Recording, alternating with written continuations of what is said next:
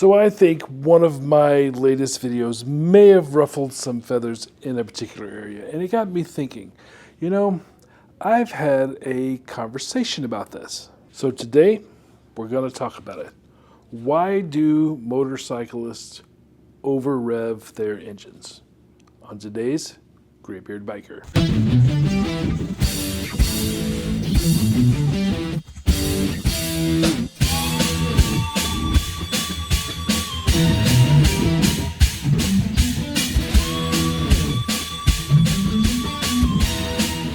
So let's jump in. When I was doing my first experience for the Bunka Biker episode at the Daytona bike rally, if you haven't seen that video, it's right here. I was talking with a man named Ken Brooks. He was our host for our Bunka Biker, and we started to have a conversation. And the subject came up about the fact that Daytona police had started putting a $350 fine on people that were revving their engines on Main Street. And he told us where that even came from. Let's check it out. Might be in an area. Yeah. Closer Well, there are some people that are just obnoxious with revving their bike. Unfortunately, there's those people. I read that on Main Street now, if you're doing, I just read that $350 fine if you're caught, blipping your throttle and. Fine, right there. And if you do a wheelie or spin your tire or anything like that, $1,400. Burnout. If you do it twice, it's double. They catch you popping a wheelie twice, you doubled your fine.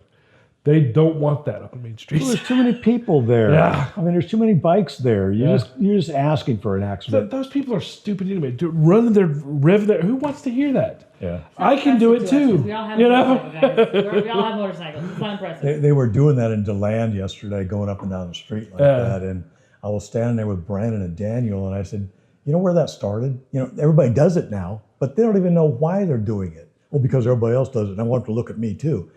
No, it's actually because Harleys used to be in the 50s and 40s.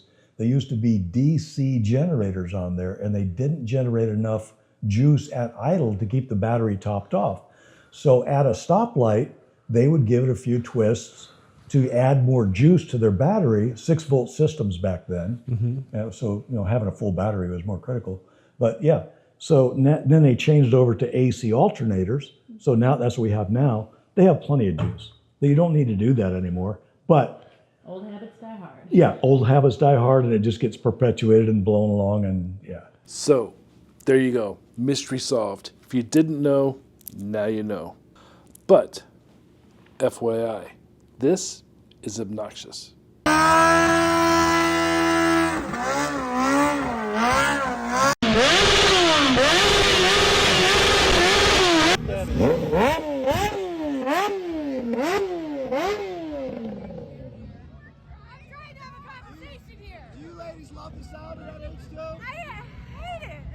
Now, aside from being obnoxious, it is considered a safety practice to bark your engine as you're going into an intersection. This is common practice for riders that have been doing it for a while, whether you're part of a club or you learned it from somewhere else.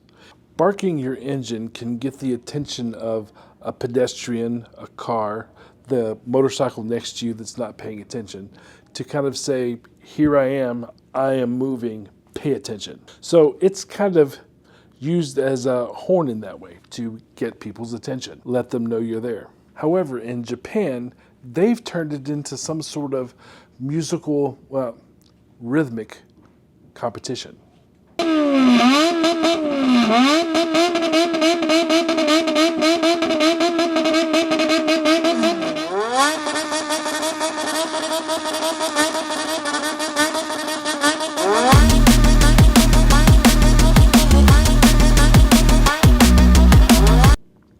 All right, so that's all I have about revving today. Guys, be respectful.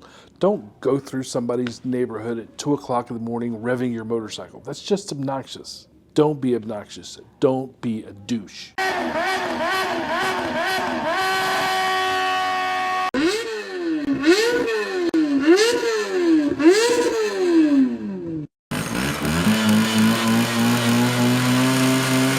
And in the same vein, if you're at a motorcycle rally, we all have bikes. We can all do it. It does not make you special. Don't sit on the street and peg your limiter like an idiot. And you spectators, don't encourage them. I understand kids doing it, because I understand that. But adults sitting around hooping and hollering, encouraging somebody to put their RPMs up to 7, that's not pleasant. It's just not pleasant. Don't do it.